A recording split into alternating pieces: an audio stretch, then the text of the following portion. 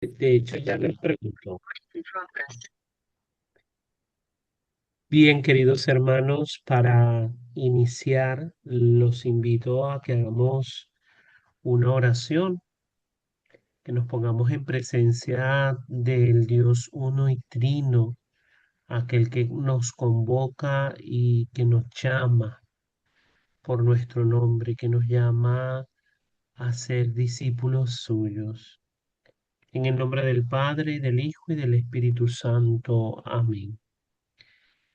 Padre de bondad, hoy venimos ante ti para agradecerte, para reconocer ante ti nuestra pequeñez,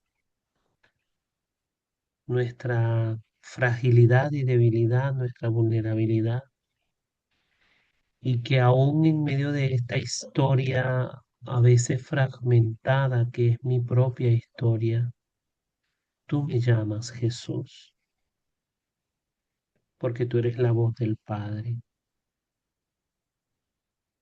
Tú me llamas por mi nombre, me descubres lo que realmente soy en el sueño de Dios Padre.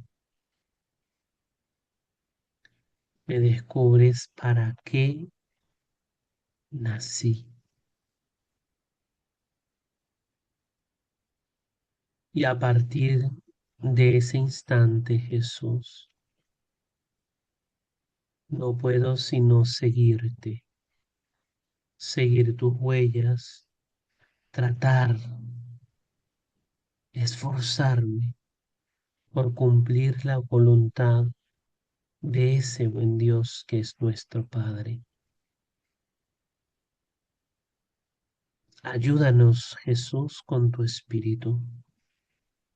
Envía en nuestro auxilio al Espíritu Santo para que con su luz disponga nuestros corazones y nuestra mente, para que con su luz clarifique nuestro discernimiento y podamos identificarnos con esta familia que abre las puertas de un estilo de vida fundado en Teresa y Juan para seguirte, para amarte, para encontrarte. Gloria al Padre y al Hijo y al Espíritu Santo, como era en el principio, ahora y siempre, por los siglos de los siglos. Amén. Bien, queridos hermanos y hermanas, me alegra mucho poder compartir con ustedes esta noche, aunque no estoy físicamente allá en mi tierra, que me hubiera gustado también estar, pero bueno, desde aquí, desde Caracas, pues también los acompaño y pues muy contento. Espero decir algo nuevo, aunque seguramente diré algo ya repetido, pero bueno, lo importante es que cale en el corazón, es lo esencial, ¿sí? Voy a compartir pantalla, que espero que ya se esté compartiendo, ¿verdad? Y al compartirla, ahora sí, al compartir esta presentación, usted ya seguramente acerca de la identidad del Carmelo de y de la Reforma Teresiana. Pero yo quisiera, de alguna manera, voy a volver a tocar ese punto. Es importante siempre tenerlo presente. Hoy voy a hablarles acerca del carisma descalzo, del carisma y de la Reforma Teresiano-Sanjuanista, desde o con la clave que nos dio la declaración carismática hace unos años atrás, y que aunque estaba dirigida principalmente a los frailes, no estaban exentos los seglares y las monjas de escuchar estas bases fundamentales de nuestro carisma. la vocación al Carmelo, cómo se come eso, de qué se trata esa vocación del Carmelo. Hace unos años atrás, cuando yo ingresé, cuando yo descubrí al Carmelo, o el Carmelo me descubrió a mí realmente, a través del Carmelo Seglar, ya existían algunos documentos que hablaban sobre esto, sobre la vocación al Carmelita descalzo seglar específicamente.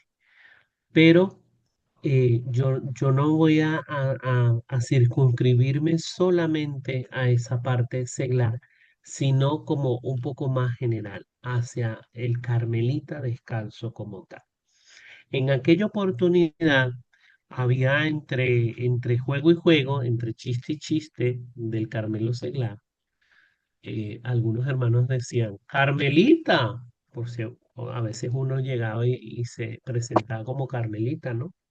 Carmelita, Carmelita San Juan de la Cruz, Carmelita, Carmelita Teresa de Jesús. Bueno, era una broma, que a mí no me gustaba mucho la broma, de hecho, pero era una broma a fin de cuentas que como que ponía la vara muy alta y como que trataba de decir que nadie estaba a la altura de estos dos grandes santos. Y cosa que la vida y el tiempo me ha demostrado que no puede estar más equivocada. Ciertamente, nuestro carisma hunde sus raíces en estos dos personas ejemplarizantes, maravillosas, Teresa de Jesús y Juan de la Cruz, pero es la responsabilidad de encarnar hoy el carisma y ponerle rostro propio está en cada uno de nosotros. Porque donde está un seglar, o donde está un fraile, o donde está una monja, allí está vivo el Carmen Calzo.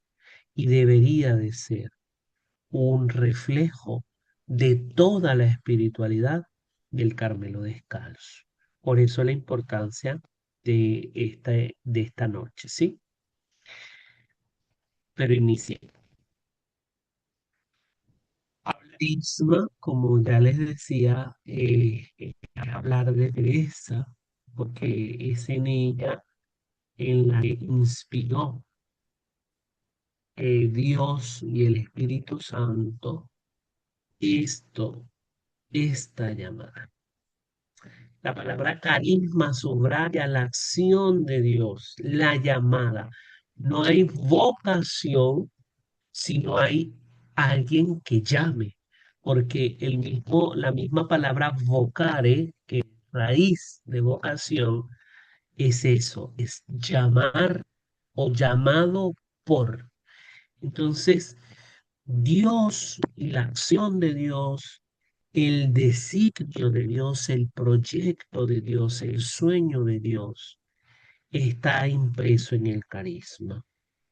Una llamada que la hace directamente el espíritu, poniendo de relieve la adhesión, la unión, la comunión de las tres divinas personas, Padre, Hijo y Espíritu Santo. Cuando en la iglesia se habla de un carisma, no se habla de algo aparte. No porque seamos carmelitas descalzos, somos más o mejores que un franciscano, por ejemplo, o que un dominico, o que un carmelita de la antigua observancia. No, cuando somos carmelitas descalzos es porque el Espíritu ha querido inspirar un llamado, un estilo particular de vida en el seguimiento de Jesús. Un estilo particular de vida en el seguimiento de Jesús, pero que ese estilo particular de vida es en función y para el servicio de la iglesia. Por eso es que nuestra Santa Madre, al final, ¿verdad? Aquella frase que se le adjudica a ella, al fin muero hija de la iglesia. Sí, por todo el contexto que estaba girando en torno a las reformas y todo movimiento reformista era visto como peligroso, pero también porque esto que tanto luchó Teresa, ese sueño que inspiró a Teresa, su gran anhelo o su gran preocupación era que ese sueño, que ese proyecto fuera realmente inspiración divina y estuviera en el seno de la iglesia. Todo carisma es una llamada para la misión. Aún las monjas que tienen una vida de clausura es un llamado para la misión.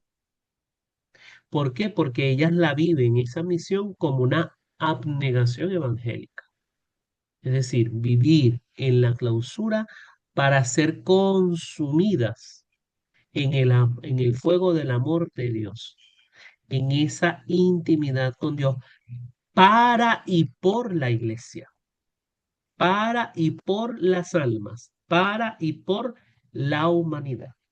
Igualmente los frailes.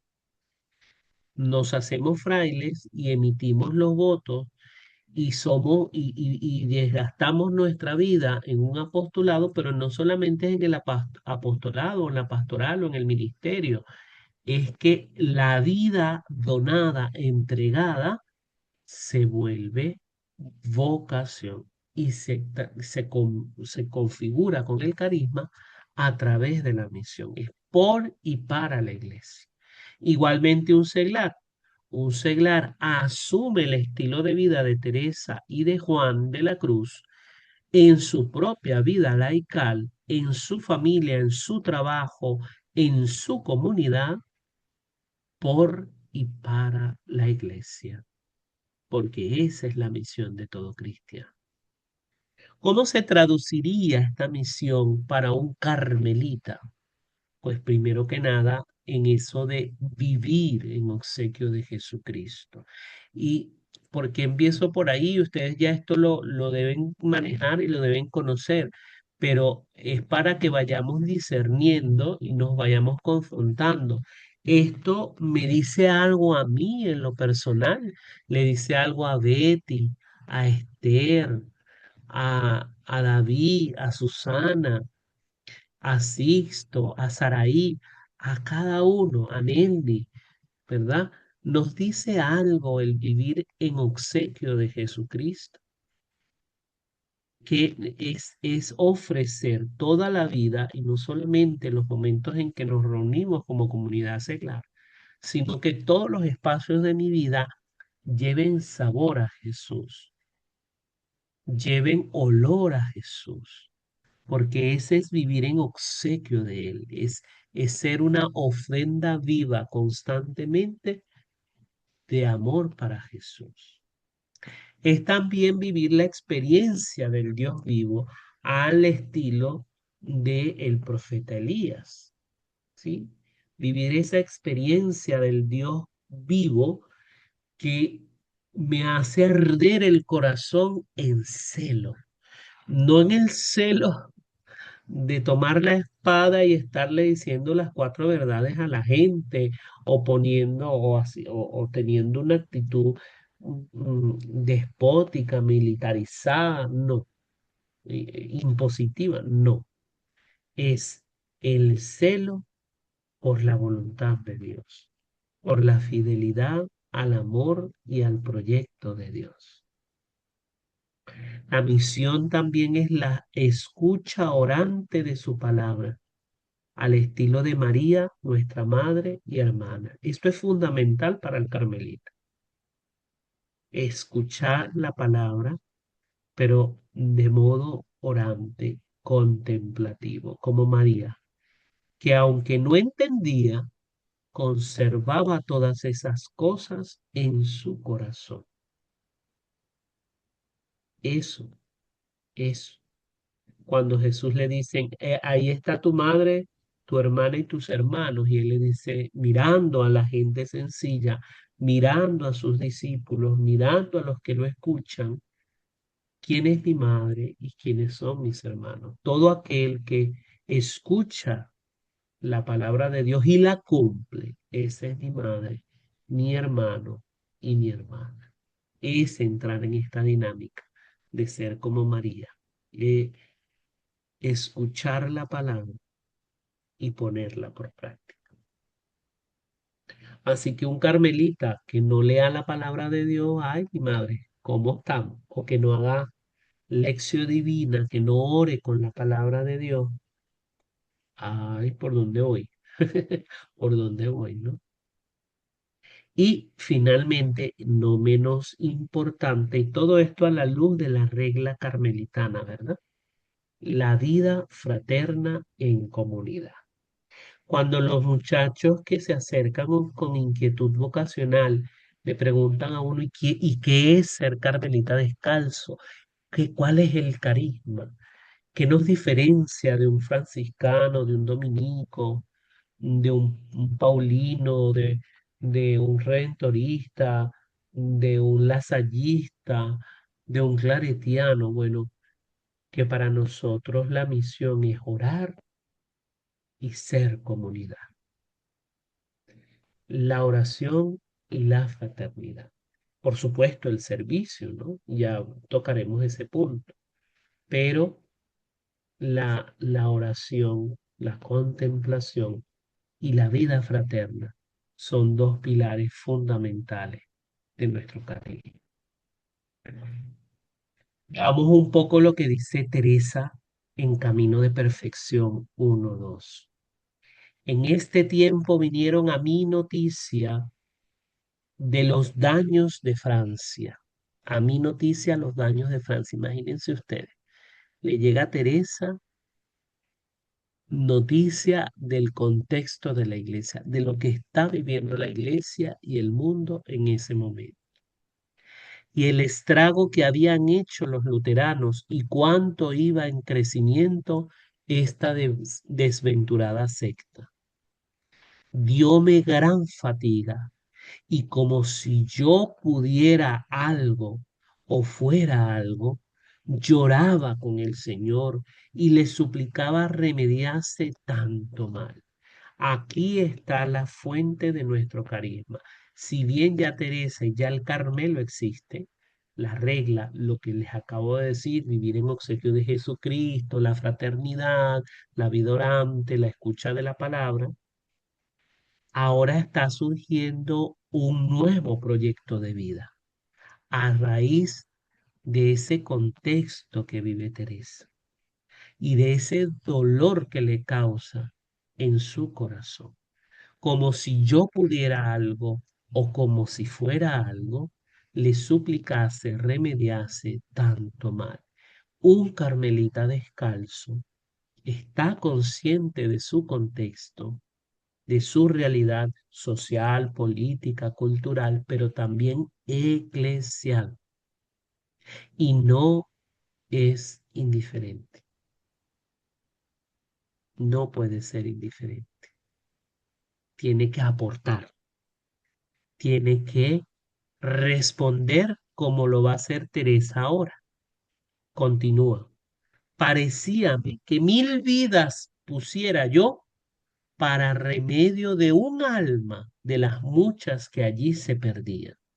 Teresa está dispuesta a poner su vida y 1000 vidas, si es necesario, por salvar una sola, uno solo.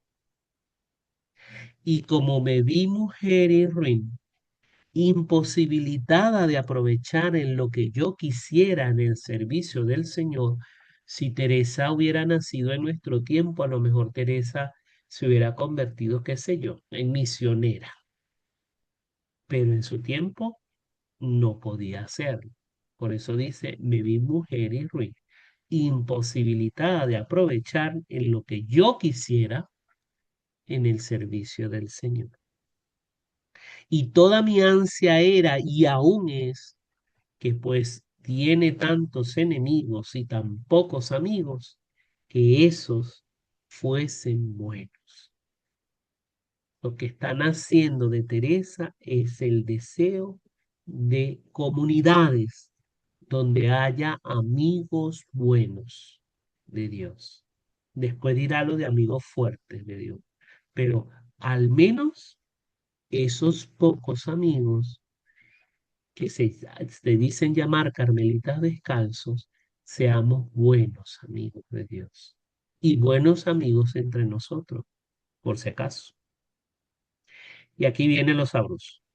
Determiné a hacer eso poquito que era en mí, que es seguir los consejos evangélicos con toda la perfección que yo pudiese y procurar que estas poquitas que están aquí hiciesen lo mismo, confiada en la gran bondad de Dios que nunca falta de ayudar a quien por él se determina a dejarlo todo.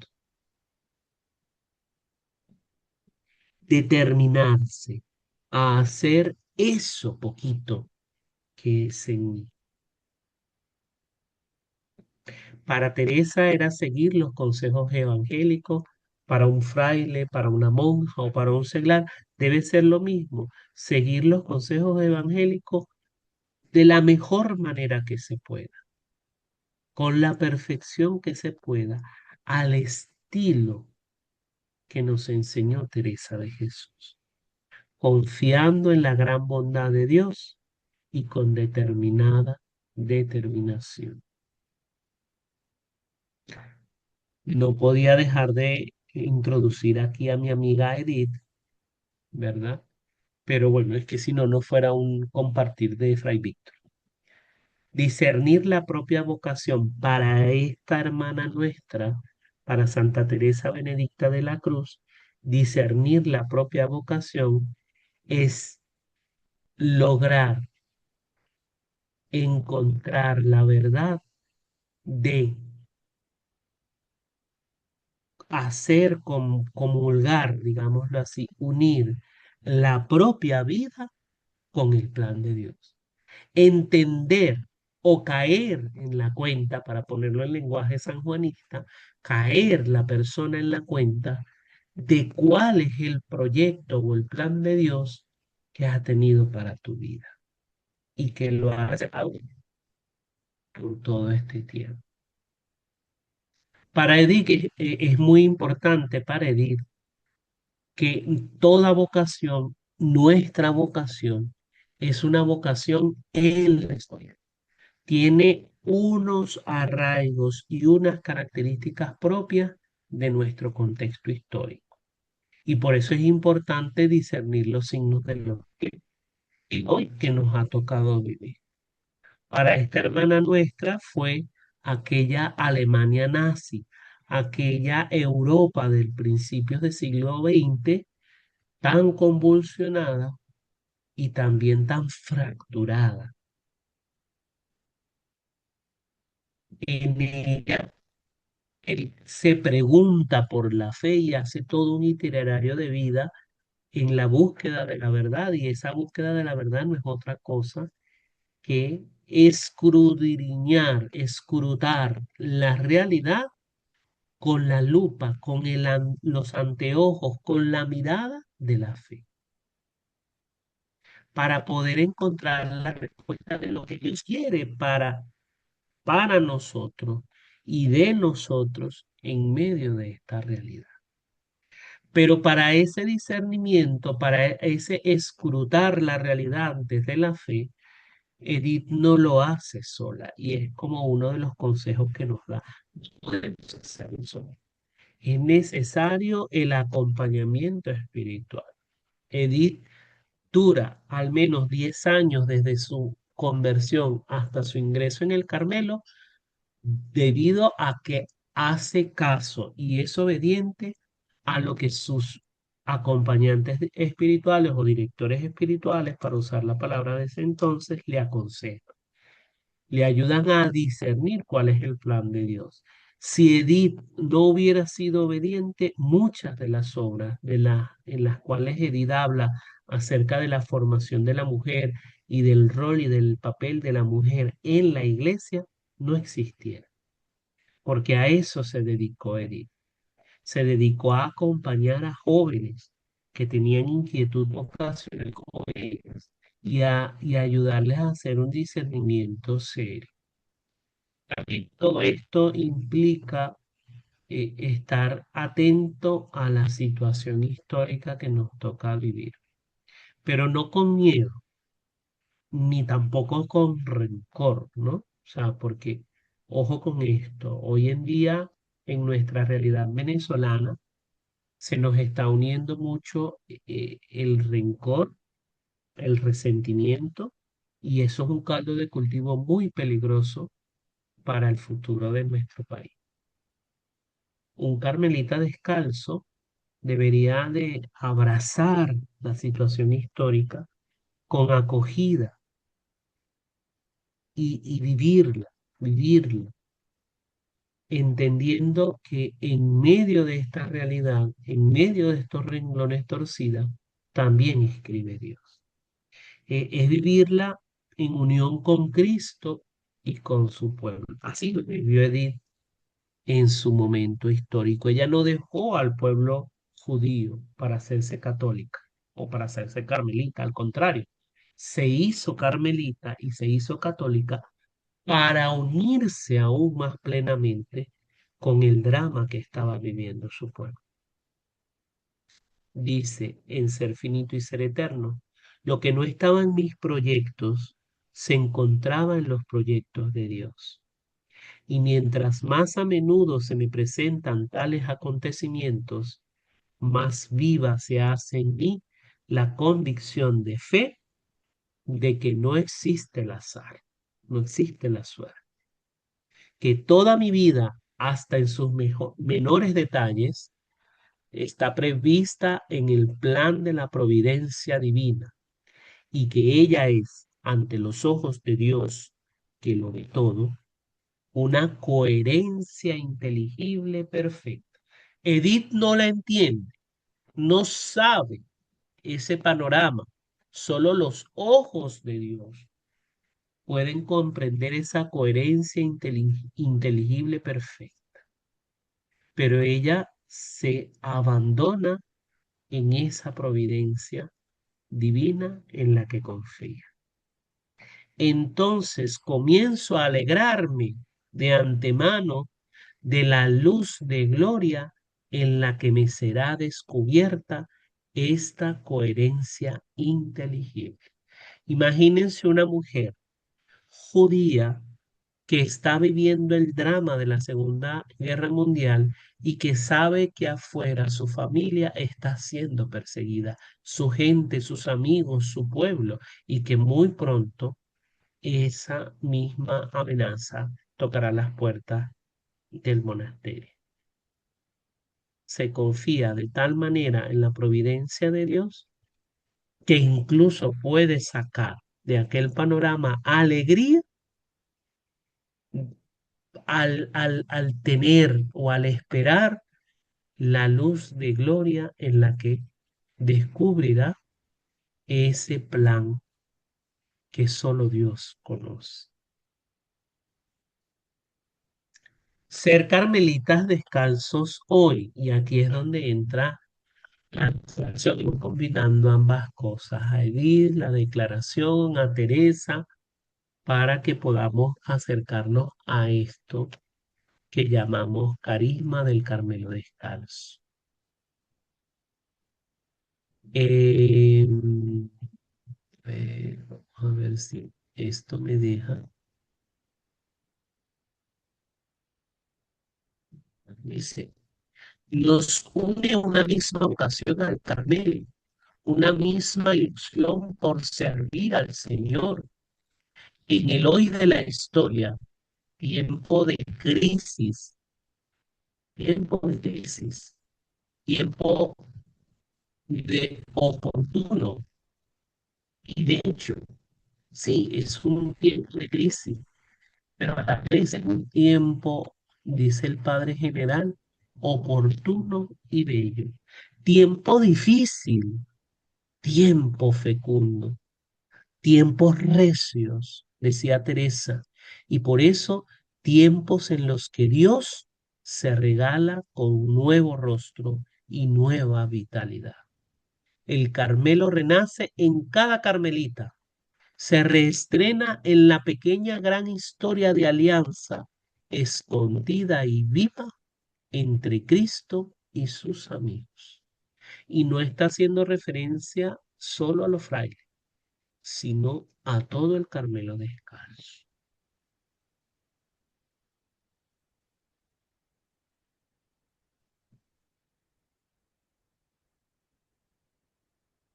¿Cuáles son los rasgos carismáticos? El carmelita es carmelita en su contexto, es un poco lo que acabamos de señalar, ¿verdad? Dice la declaración en su introducción, hoy sentimos intensamente el gran desafío de asumir la riqueza del carisma que nos ha sido dado y de seguir actualizándolo para que adquiera nueva vitalidad y se mantenga siempre actual. El carisma que Teresa de Jesús recibió, vivió y transmitió es una realidad dinámica, no estática. No es vivir como se vivía en el siglo XVI, no. Es vivir como tenemos que vivir en el siglo XXI, pero al estilo que descubrió Teresa. Es una realidad dinámica que se desarrolla y se expresa en formas siempre nuevas. También para el carmelita entiende que su vocación, que la vocación es una respuesta a una. Miren lo que nos dice.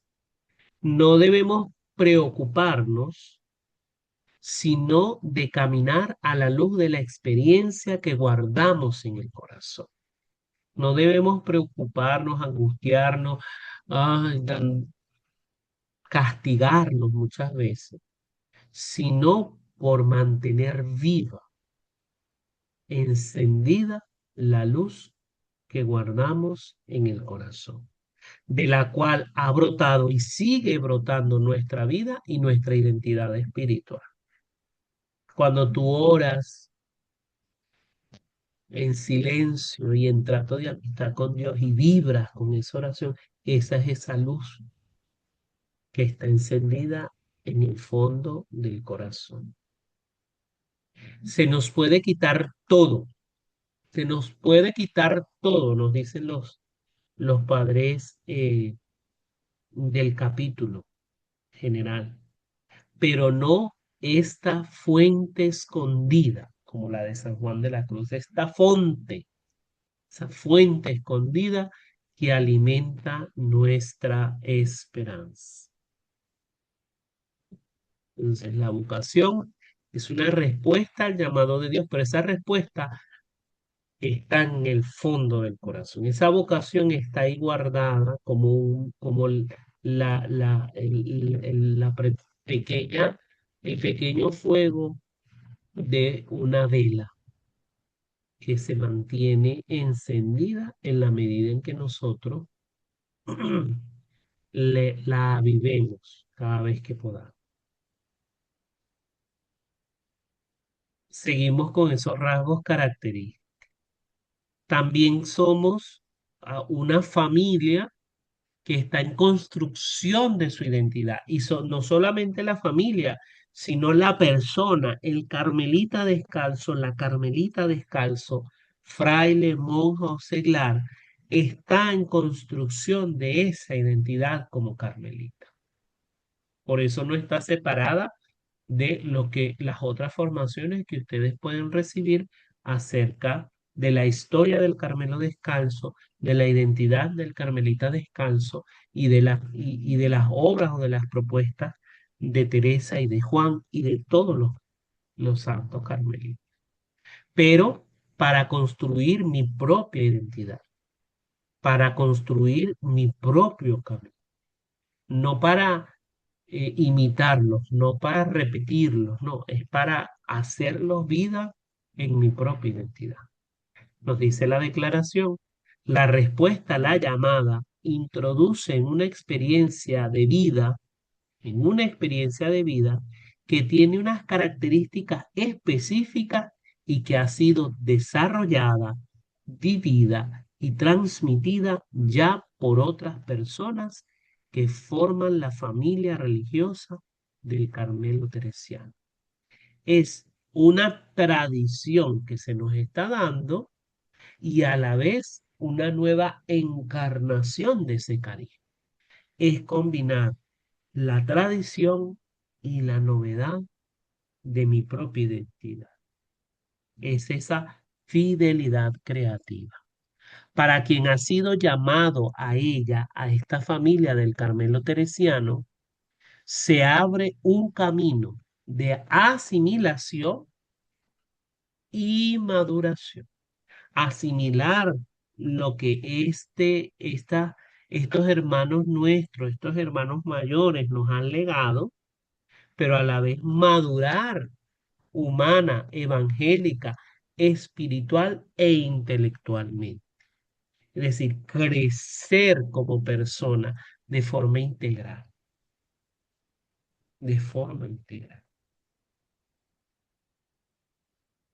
También es muy importante, si estamos diciendo que una construcción de identidad, para el carmelita descalzo es muy importante entender la guía teresiana San Juan. Uy, Fray Víctor nos va a hablar de antropología. ¡Ay, Dios, ¿de qué nos irá a hablar? No, una cosa muy sencilla. Es la visión del ser humano que Teresa y Juan nos han dejado como herencia. Ser carmelita descalzo es un modo concreto de vivir la condición humana y la vida cristiana. El carisma teresiano contiene una antropología, una visión particular de lo que significa ser hombre o mujer, que no es diversa de la que se propone en el Evangelio, visto desde una perspectiva concreta. ¿Cuál es esa antropología? Pues tendríamos que irnos a las moradas, moradas 1:1. ¿Con qué compararé? Dice Teresa, la voy a parafrasear, ¿no? ¿Con qué he de comparar la gran hermosura y dignidad que tiene un alma? Ah, es como un castillo de cristal, o de un fino diamante, o de una perla oriental de mucho valor. La Teresa le da un gran valor al ser humano, porque así lo ha constituido Dios al crearlo a su imagen y semejanza. ¿Cuál es el problema? Que el ser humano vive fuera de sí, vive fuera de ese castillo. Por tanto, el castillo está descuidado. Por lo tanto, la persona no sabe quién es, no sabe su identidad, para qué fue creado. Entonces necesita volver a su interior, necesita volver a conocerse, necesita volver a Dios. Y San Juan de la Cruz, lo mismo. Aún en el peor pecador, dice el santo, mora Dios, mora sustancialmente Dios, solo que no está agraciado. ¿Por qué? Porque el pecado lo vuelve esclavo. Entonces, el proceso o el itinerario espiritual es recuperar esa dignidad y no lo puede hacer solo, necesita la gracia de Dios, porque solo Dios puede redimir, recrear lo que Él mismo ha hecho. Entonces ahí le puse ese corazoncito para que no se nos olvide que el alma es de cristal. ¿Sí? Y aquí, importante, la experiencia fundante. El Carmelo Descalzo nace de una experiencia fundante, la experiencia fundante de Teresa de Jesús y también de la experiencia fundante de Juan de la Cruz en la cárcel de Toledo. Pregunto, para que tú y yo nos hagamos esta pregunta esta noche. ¿Cuál es mi propia experiencia fundante? ¿En qué momento de mi vida Dios me tocó? en qué momento de mi vida Dios me conmovió hasta los huesos, al punto de que marca un antes y un después en mi propia vida. Miren cómo dice el santo, qué maravilla es. Déjenme que quite esto de aquí. Oh pues alma, hermosísima entre todas las criaturas, que tanto deseas saber el lugar donde está tu amado, para buscarle y unirte con él. Y ahí está la antropología. Hermosísima entre todas las criaturas. Ya se te dice que tú misma eres el aposento donde él mora y el retrete y escondrijo donde está escondido. Es cosa de grande contentamiento y alegría para ti ver que todo tu bien y esperanza está tan cerca de ti, que es que esté en ti, o por mejor decir, tú no puedes estar sin él. Ah, no digo más, no hace falta decir mucho. Para nuestra amiga Edith,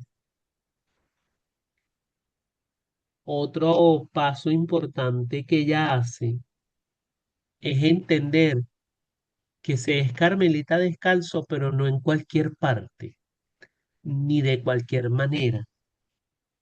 Debe existir una identificación, no solo con el carisma, sino también con la comunidad que me recibe, con la comunidad que me abraza, porque empiezo a vibrar con esa misma gente, comienzo a palpitar y a soñar y a sentir con esa gente. El Carmelo de Colonia, que es al Carmelo al que ingresa Edith, no ingresa en otros monasterios que había en Alemania, tal vez algún monasterio más cerca de Breslau, no, ingresa en Colonia. Y es interesante comenzar a investigar al Carmelo de Colonia, porque ese Carmelo, esa comunidad, desde su fundación, vive momentos de persecución. Fue uno de los Carmelos fundados, imagínense ustedes, a través del legado de la beata Ana de San Bartolomé, de Ana de San Bartolomé. Y recibe el nombre de María de la Paz. Esa es la advocación que es la patrona del monasterio. Pero que tanto en el siglo XVIII como en el siglo XIX sufre los embates de la persecución a la iglesia por parte de Napoleón en el siglo XVIII y por parte del siglo XVIII y parte del XIX y por parte de lo que se llamó la Kulturkampf, es decir, el Estado aparentemente no perseguía a la iglesia, eso fue posterior a un movimiento del Estado alemán, en el cual el Estado se llamaba a sí mismo un Estado laico o seglar o un Estado neutral. No persigue a la iglesia, pero modifica de tal manera las instituciones que excluye o margine la iglesia. Y las carmelitas descalzas fueron víctimas de este estilo de política.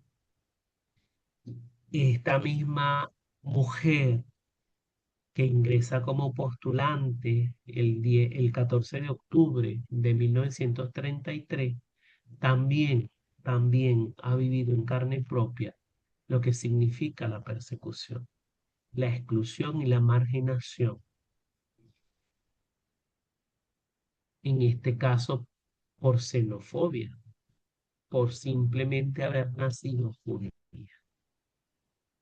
En ese en ese tiempo en que Edith vive su postulantado, se crea en ella obviamente un proceso de adaptación, porque no es, aunque tú pertenezcas a la comunidad, tiene que existir un proceso de adaptación de mí con la comunidad y de la comunidad conmigo.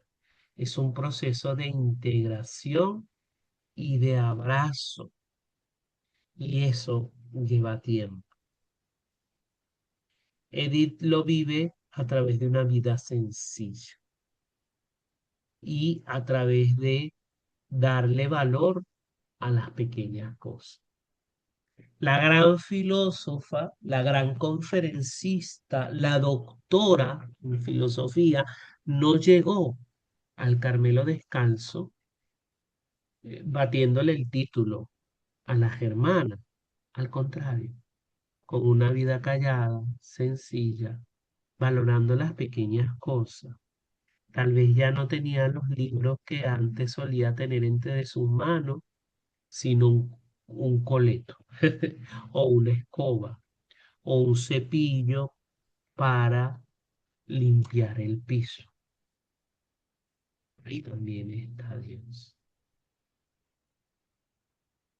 Así que entra al Carmelo y el 15 de abril de 1934, unos meses después, comienza su noviciado. Ahí vemos una foto de ese inicio de noviciado y toma el nombre de Teresa Benedicta de la Cruz y comienza su formación también tanto en los escritos teresianos como muy probablemente en los escritos sanjuanistas, como lo demostrará después. Pero también comienza un camino de madurez humana y espiritual, aunque entró ya a los 42 años, pues igual debe hacer ese proceso de caminar paso a paso. Dice una de las posiciones, es decir, de los testimonios para su beatificación. Sabía que mi amiga y yo alimentábamos el deseo de entrar. Esta es una de las exalumnas y acompañadas de Edith en una orden, eh, en una orden contemplativa. Nos aconsejó en el momento de elegir que buscásemos un monasterio donde se dejase espacio para la libertad de espíritu. El Carmelo de Colonia así era, pero esto no ocurría en todas partes. Imagínense que Edith nos diga, ajá, busque una comunidad que deje espacio para la libertad de espíritu. Y ojalá pues la consigamos también en nuestras comunidades, ¿verdad? Otro testimonio dice, es cierto que se hablaba de su torpeza en los trabajos domésticos y también de una cierta distracción. Era distraída y un tanto torpe en los trabajos manuales, por supuesto, que surgía de su preocupación por problemas intelectuales. Sin embargo, no sabíamos que fuese una persona intelectualmente tan importante. Con motivo de su toma de hábito, el archiabad Walser habló del hecho que Edith había tenido un nombre en el mundo. Fue solo entonces cuando me di cuenta que era una personalidad importante.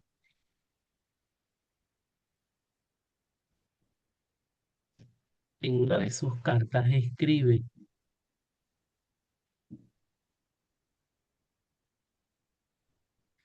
de todos modos, he pensado mucho en usted estas semanas, una vez debido a lo que hace un tiempo escribió sobre el trabajito espiritual de Santa Teresita. En este trabajito se basa una parte esencial de la vida carmelitana y ello me parece que es un grandísimo trabajo, un trabajo silencioso de perforación que tiene la fuerza de romper las rocas, como la gota, pequeñita, pero que socava la roca más fuerte.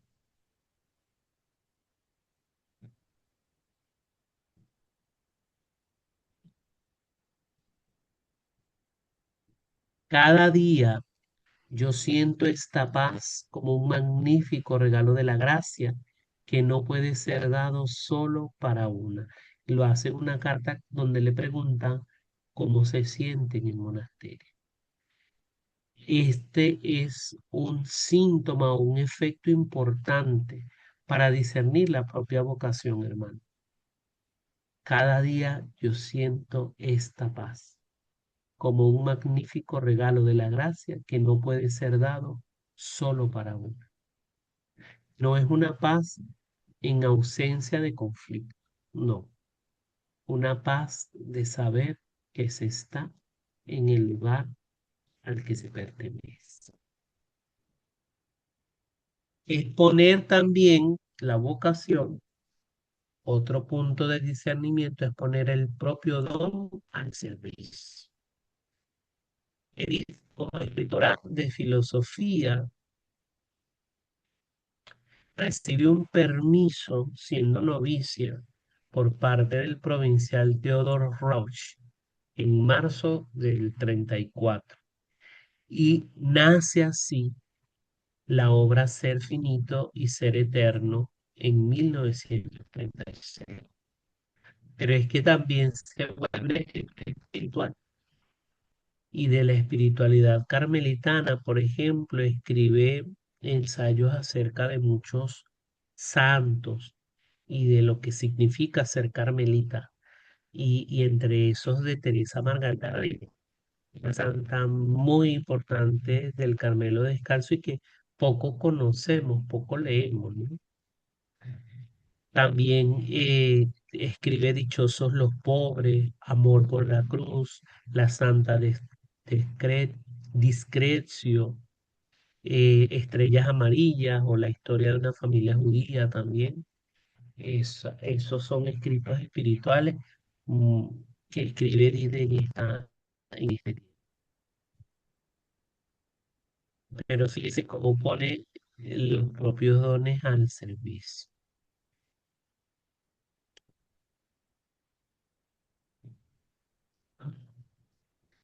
Otro testimonio.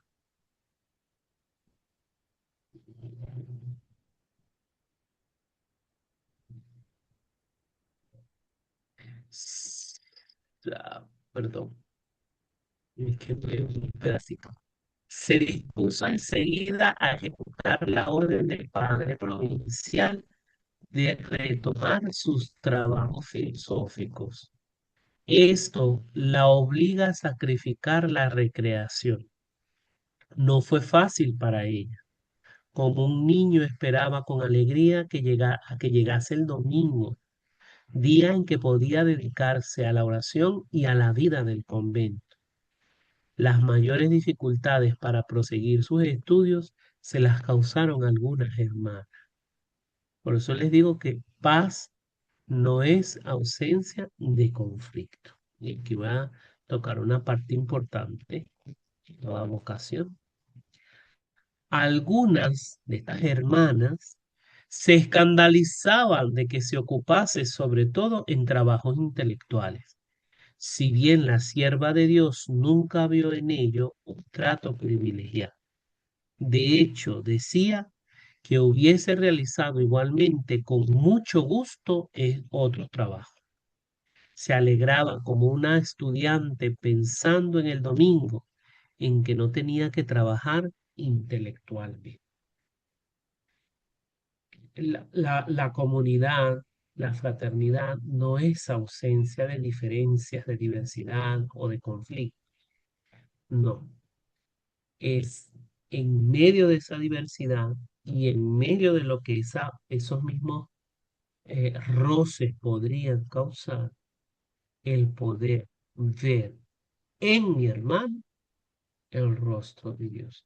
y poder superar mi propia pequeñez, mi propia miseria, mi mi propio barro para construir comunidad.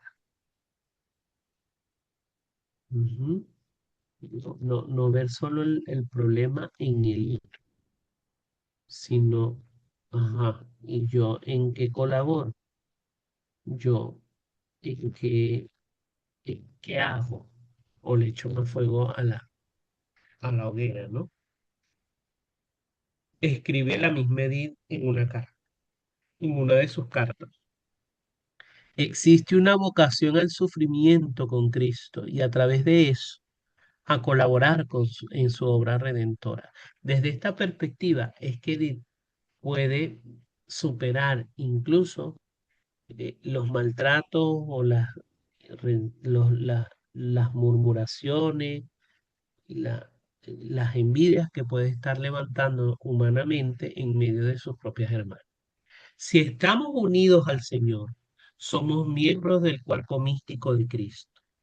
Cristo continúa viviendo en sus miembros y sufre en ellos, y el sufrimiento soportado en unión con el Señor es su sufrimiento insertado en la gran obra de redención y por eso fructífero. Este es un pensamiento fundamental de toda vida religiosa, pero especialmente de la vida del Carmelo. Interceder por los pecadores a través del sufrimiento voluntario y gozoso, colaborando de este modo a la redención de la humanidad. Y llegamos a los elementos esenciales del carisma vistos desde hoy, que serían tres: vida de oración, fraternidad y misión.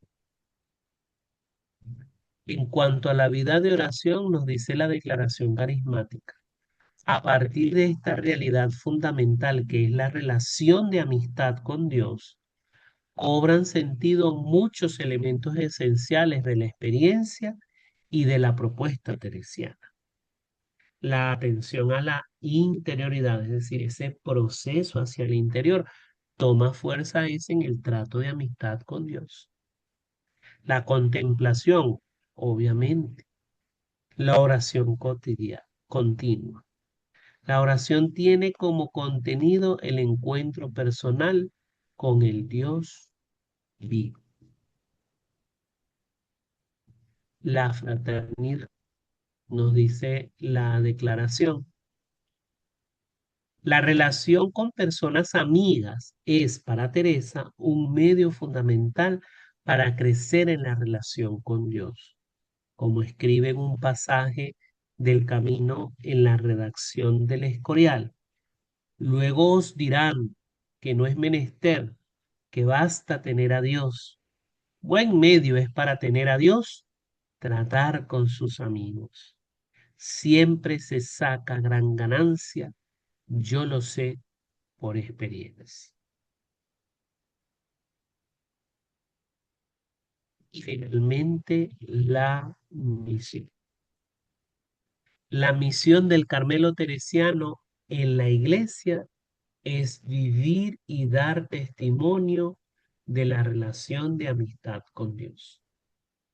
Estamos llamados a proclamar lo que hemos visto y oído, acompañando a las personas en el camino de la vida interior, para que todos puedan tener la experiencia de sentirse amados por Dios, que habita en nosotros y nos llama a responder a su amor.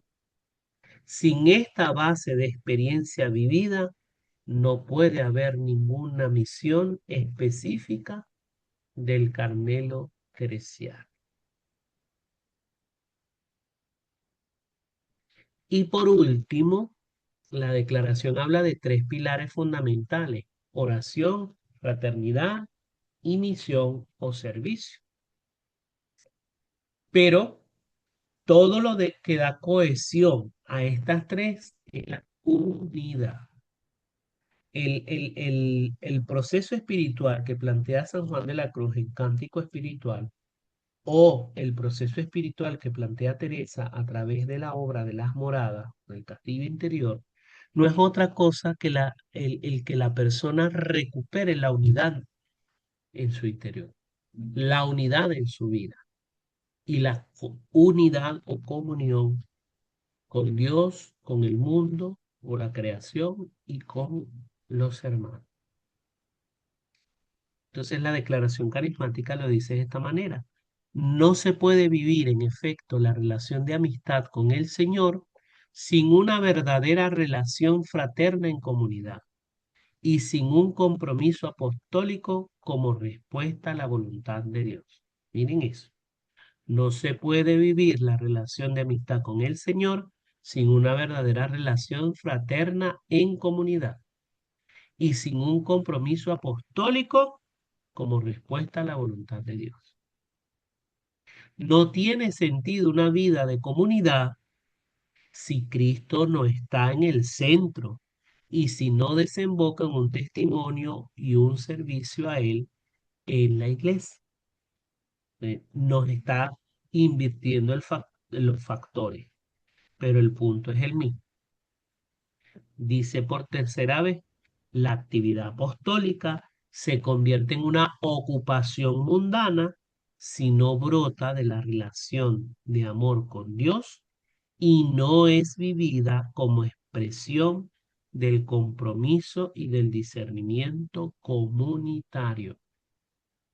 Entonces, oración, fraternidad y servicio o apostolado, las tres deben estar juntas, ir juntas, para un carmelita descalzo, porque no puede prevalecer una sobre las otras, porque se necesitan mutuamente o se necesitan recíprocamente. Bueno, hermanas y hermanos, este ya es el último. Todo este discernimiento o lo que les he combatido no tiene objetivo que el crecimiento espiritual, o por lo menos así debería ser. Dice, para las carmelitas en sus condiciones de vida cotidiana, no existe otra posibilidad de responder al amor de Dios si no es cumpliendo sus obligaciones diarias, hasta las más pequeñas, con fidelidad, como un pequeño sacrificio que exige de un espíritu vital la estructuración de los días y de toda la vida, hasta en sus detalles más pequeños. Y esto llevado con alegría día a día y año a año, presentando al Señor todas las renuncias que exige la convivencia constante con personas totalmente distintas, con una sonrisa de amor, no dejando escapar ninguna ocasión de servir a los demás con amor. A todo ello hay que añadir finalmente lo que el Señor pide a cada alma como sacrificio personal. Si ustedes se fijan en este escrito, que es uno de sus artículos sobre la historia y el espíritu del Carmelo, aquí están los tres pilares. Oración, eso de responder al amor de Dios, servicio y también fraternidad.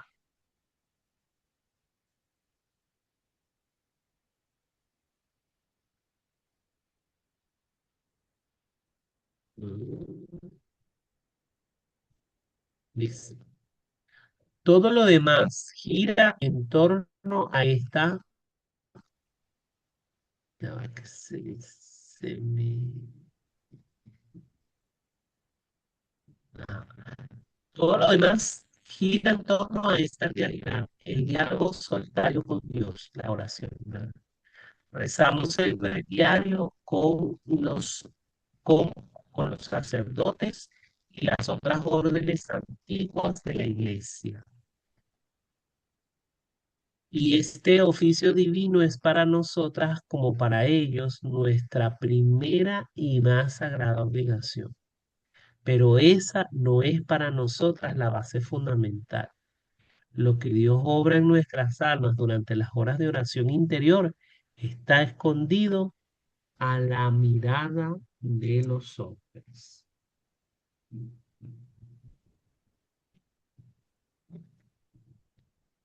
Hasta el final. Mi madre se ha mantenido fiel a su fe. Miren la lectura que hace de alguien que no es católico, obviamente.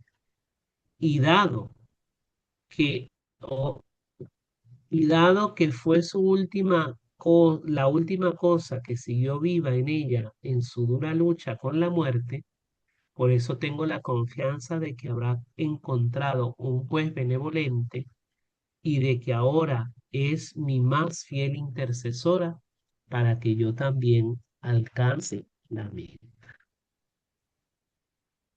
Mira el crucificado. Si estás esponsalmente unida a Él en el fiel cumplimiento de tus santos votos, es tu sangre su sangre preciosa. Unida a Él eres omnipresente como Él. En el poder de la cruz puedes estar en todos los frentes, en todos los lugares de ficción. Confío en que el Señor ha aceptado mi vida por todos. Una y otra vez he de pensar en la reina Esther, que justamente para esto fue sacada de su pueblo, para interceder por él ante el rey. Yo soy una pobre, impotente y pequeña Esther, pero el rey que me ha elegido es inmensamente grande y misericordioso. Esta es, esto es un gran consuelo.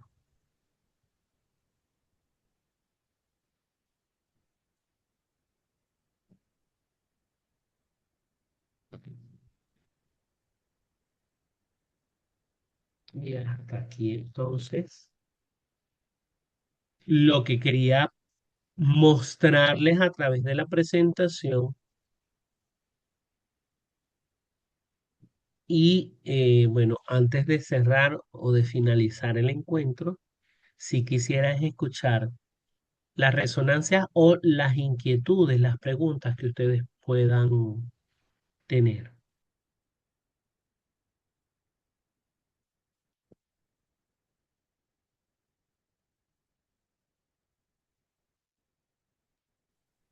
Pero no todos al mismo tiempo porque nos confundimos, ¿no? ¿Me escuchan? Sí. Sí, te escuchamos, Susana. Ah, ok, chévere. Bueno, excelente, Víctor. Gracias, de verdad que sí, por tu tiempo. Y bueno, pensaba, era en Edie Stein, lo que ella vivió y lo que dijiste de lo que estamos viviendo nosotros en ¿cómo fue que dijiste? Caldo de cultivo, con lo que estamos Sí, viviendo, en sobre nuestro todo, contexto, pues. ajá, por lo menos hoy con lo de el Día de la Juventud. Y bueno, pues salieron los estudiantes que teníamos tanto tiempo que no veíamos esto. Y, y yo, bueno, soy una seguidora de Instagram y me disfruté pues todo esto que se vivió. Y bueno, más que feliz, porque desde cuando no vivíamos esto. Es más, hasta salió una de la Radio Rochela a, a interpretar a la vicepresidenta encargada. Y yo dije, wow, la Rochela también presente. Y, y lo que vivió Edith con con la Segunda Guerra, lo que dices tú, que tocaron a su familia y después iban a ir a tocar en donde ella estaba, en el convento, en el monasterio. Y bueno, es lo digo así como pienso yo, será perdonar para poder seguir adelante. Y bueno, qué belleza ella, pues que nos muestra esto. Pero bueno, eso era lo que quería decir. Gracias, Gracias, hermano. Susana.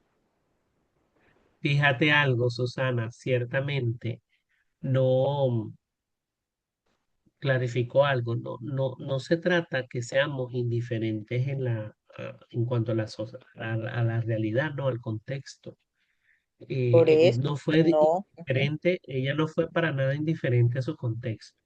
Incluso le escribe una carta al Papa de aquel entonces y le escribe con mucha claridad y con mucha convicción, como una mujer de verdad muy clara en sus pensamientos, ¿no? Y mucho de lo que ella dice ahí que no había acontecido en ese momento, este, pues se cumple, de verdad que se cumple. Ella dice, no puede la iglesia guardar silencio, le dice el Papa, porque están utilizando la cruz y están utilizando el cristianismo como bandera a unos actos o a una forma de ser totalmente anticristiano. Lo que hacen es totalmente distinto a lo que es realmente el Evangelio.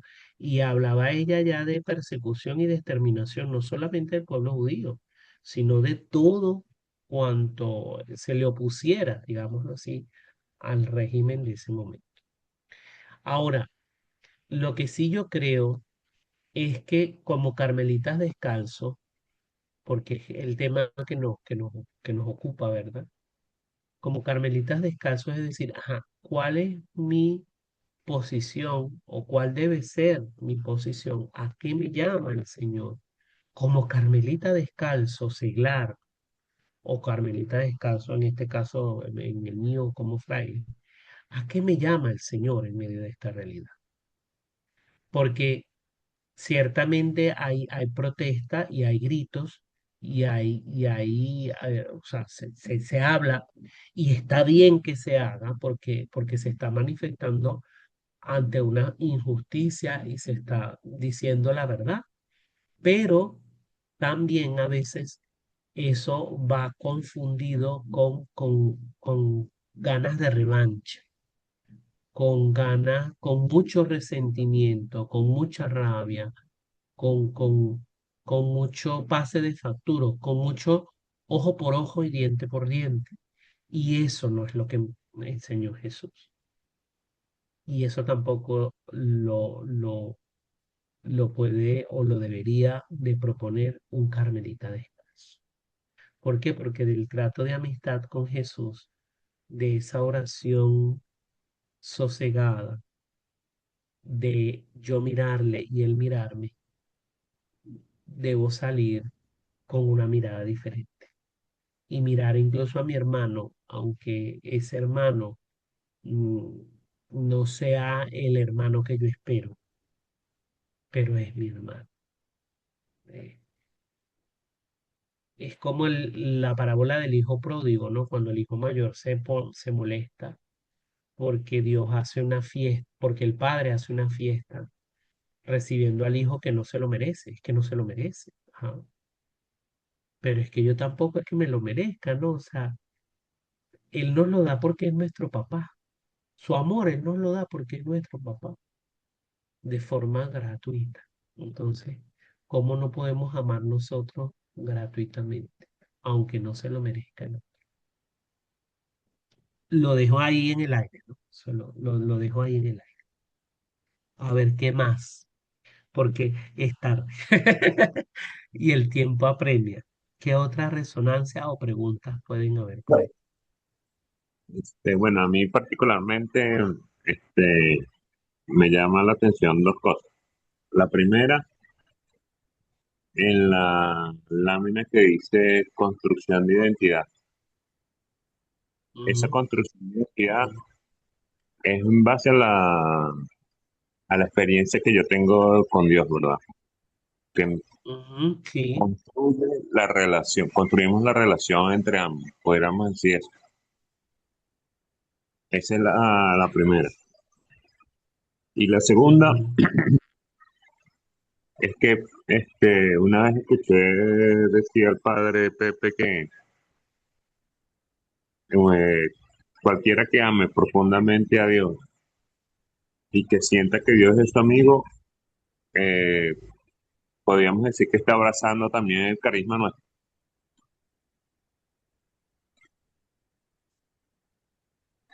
perdón, David, ¿me repites esa última parte, Aunque que lo del cualquiera padre que Pepe? ame profundamente a Dios y que sienta que Ujú. Dios es su amigo, podemos decir o afirmar que está en cierta forma caminando hacia el carisma nuestro o es parte del carisma nuestro carmelitano. Sí, claro, voy a empezar por esa última.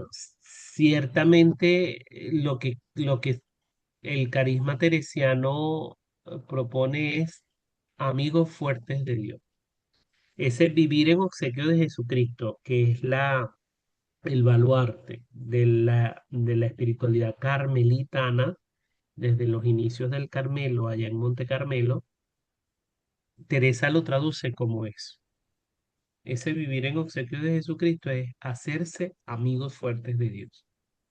Y al hacerse amigos fuertes de Dios, hacerse amigos también de los demás. Si hay alguien que se siente amigo fuerte de Dios, en su corazón hay algo de Carmelita. Claro, tiene que pasar también por el sentirse identificado con el Carmelo, con la familia del Carmelo. Pero al ser un carisma de la iglesia, está contenido en la iglesia. Entonces, eh, vamos a ver huellas del Carmelo en otras órdenes o en otros carismas, claro que sí, como también hay huellas de esos otros carismas en nosotros. Teresa lee a San Agustín, Teresa se acompaña de franciscanos, de dominicos, de jesuitas. Entonces, obviamente que van a haber ecos de esas espiritualidades o de esos carismas en nuestro propio carisma. O sea, el carisma no es algo cerrado, ni es algo elitesco. Por eso partía de esa afirmación, es de la iglesia y para la iglesia. Entonces es un tesoro que nosotros guardamos o protegemos, pero no para quedarnos con él, no para encerrarnos con él, no para ser como el de la parábola de los talentos y esconderlo, no, es para darlo, es para ponerlo al servicio, es para compartirlo con la Ok. iglesia, con todo el mundo. Entonces, Y lo que tú decías, ajá, y lo de la construcción de identidad, yo tuve que traerles fragmentos pequeñitos porque si no íbamos a pasar aquí varios días de la ok, declaración carismática. Pero cuando la declaración carismática habla de ser, de estar en construcción de identidad, se refiere a cada carmelita. A los frailes no lo dice, y a ustedes también, ¿no? A cada carmelita está en construcción de una identidad. ¿Por qué? Porque la pregunta que pone como punto de partida ese proceso, ese caer el alma en la cuenta de la que habla San Juan de la Cruz, que es el punto de partida del proceso, caer el alma en la cuenta del gran amor que Dios le tiene, es el punto de partida de esa construcción de identidad. ¿Por qué? Porque yo siempre me voy a preguntar por quién soy yo. ¿Quién es Víctor? ¿Quién es Víctor a los ojos de Dios? Con la mirada, o sea, ¿cómo me está mirando Dios? Y no solo cómo me está mirando, sino cómo me soñó Dios cuando me dio la vida. ¿Para qué me soñó Dios? Llegar a eso es la plenitud. Y recuerden que la plenitud es la santidad. Entonces, el único que nos puede dar plenitud y santidad, es aquel que es pleno y santo. Entonces nos necesitamos esa relación íntima con Él para que Él nos vaya descubriendo progresivamente, paulatinamente, vaya haciendo ese proceso de construcción de nuestra propia identidad. ¿Sí? Pero es parte de nuestro carisma. Un carmelita o una persona que ingrese al Carmelo o un carmelita que tenga muchos años en el Carmelo, pero no se pregunte por su identidad a los ojos de Dios, no se pregunte por quién es bajo la mirada de Dios, ojo con eso, porque algo está fallando. Si ya yo creo que por haber hecho la profesión solemne, el diaconado, ya yo me la sé toda y ya yo sé quién es Víctor, y ojo con eso, Víctor, porque ahí entonces ya estoy perdiendo parte de mi esencia, carismática incluso, porque somos buscadores de esa verdad, de nuestra identidad. Entonces siempre tiene que estar en construcción. Ok, Ajá. muchas gracias. Una última, participación para cerrar. Hola Víctor, ¿cómo estás hermano? Gusto en verte. Estás en Caracas, ¿no? Estoy en Caracas, sí, señor.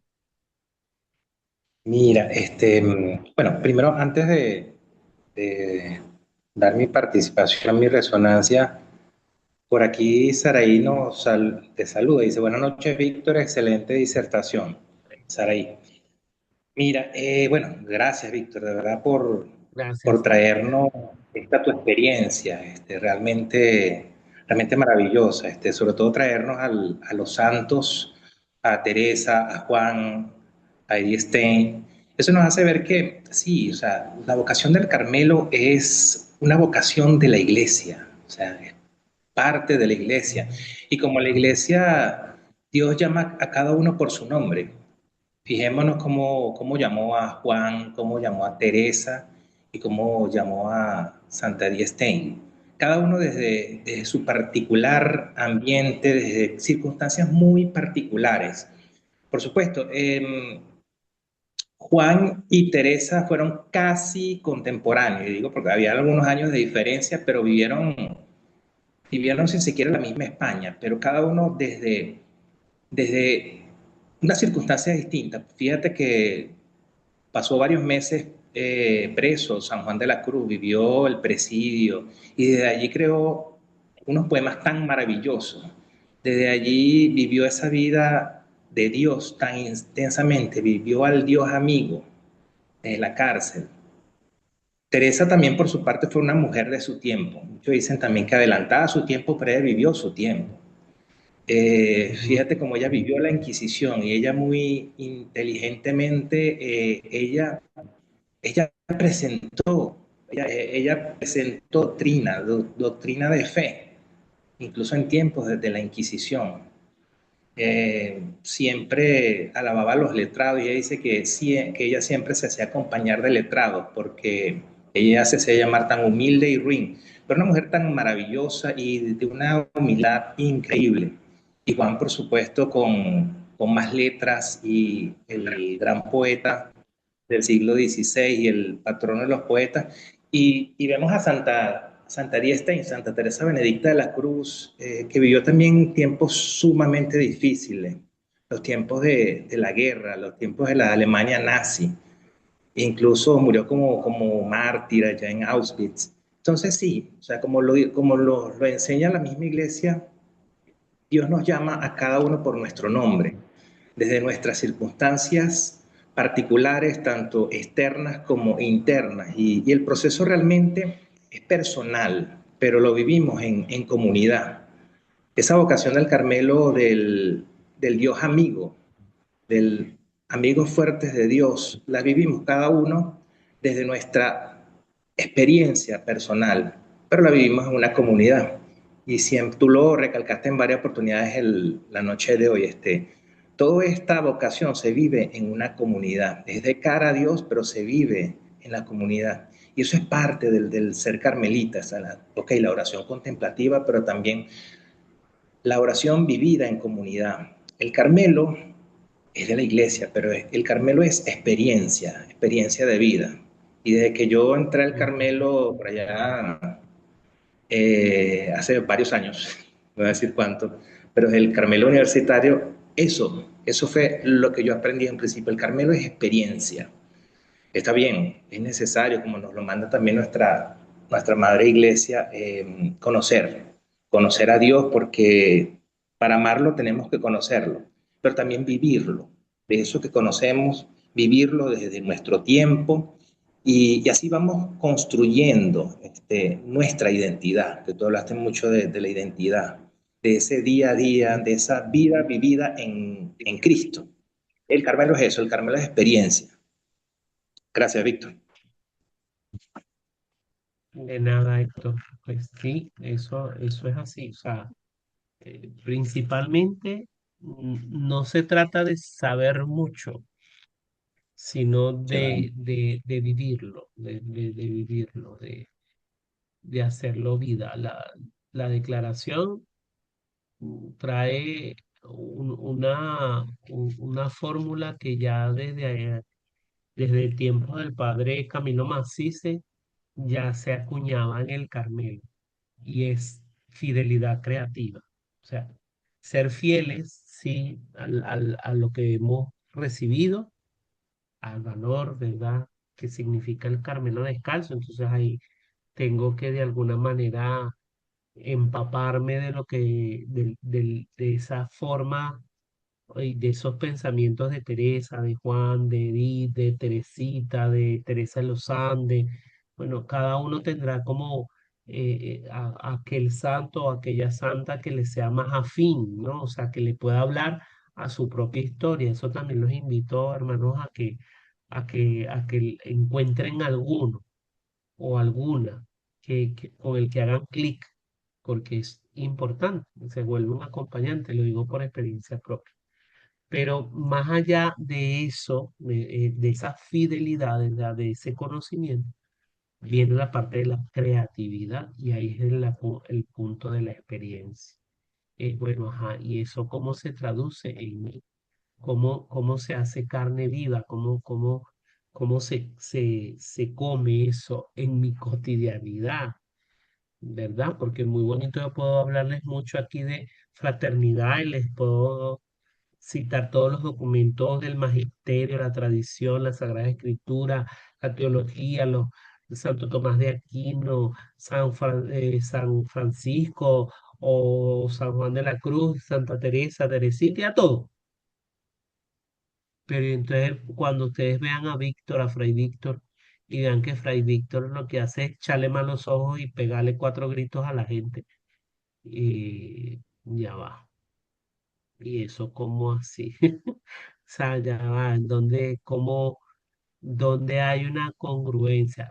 Ojo, cuidado, soy de barro, ¿no? O sea, también soy frágil, no soy perfecto y va a implicar, pues, incluso cargar con esa cruz, con mi propia vulnerabilidad, debilidad o imperfección, cargar también con esa cruz, consciente, con humildad, eso es ser carmelita, ¿no? O sea, el no solamente quedarme con, ay, qué bonito, ¿sabes? Y ahora sí soy carmelita, y ahora sí tengo el escapulario, y ahora sí puedo llegar a la misa de allá que las monjas con el escapulario puesto en las solemnidades, ¿no? Bueno, ajá, ¿y qué significa esto en mi vida?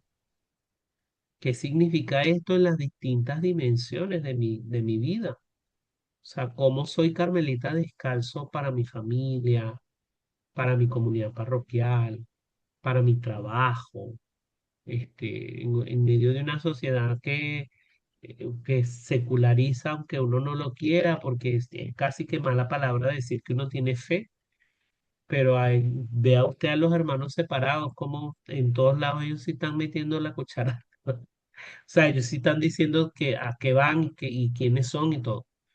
Pero a nosotros los católicos como que nos dio fue el síndrome de mejor me escondo y no digo nada, no digo que voy a ir a la iglesia ni que soy carmelita. Entonces, en todos esos espacios, cómo yo estoy también viviendo mi realidad o mi experiencia como carmelita. Eso es importante. Y cada uno tiene que respondérselo porque no, ni el padre Pepe me lo respondió a mí en su tiempo cuando pasamos un tiempo juntos. Me echó al agua, pero no me respondió nunca que era lo que Dios quería, sino prueba, prueba, a ver, ¿no? Entonces el camino se hace caminando, ¿no? O sea, se hace paso a paso. Así que bueno, eso es el Carmelo también. Bueno, queridos hermanos, agradecerles la invitación, agradecerles su disposición de estar esta noche conectados.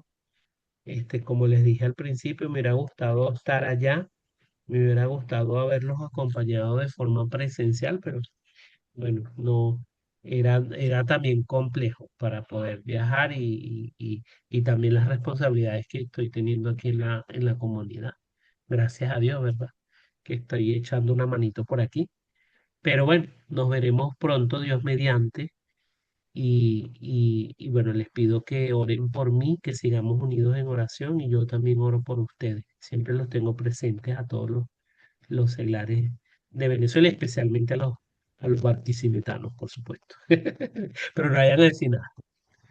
Este, los invito a que oremos con nuestra Santísima Madre, la Reina y Hermosura del Carmelo, Madre y hermana nuestra, porque pues también es compañera de camino, también es modelo así.